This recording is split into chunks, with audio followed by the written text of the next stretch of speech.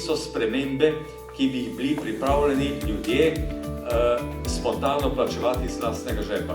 To pravzaprav so fiskalni izzivi.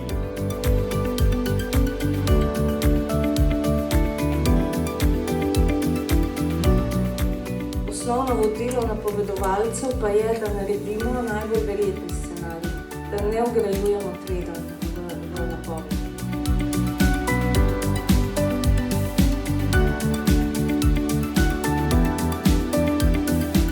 Imamo dovolj modrosti, vendar, kot je rekel dr. Kačun, modrost mora biti tudi politike, ne?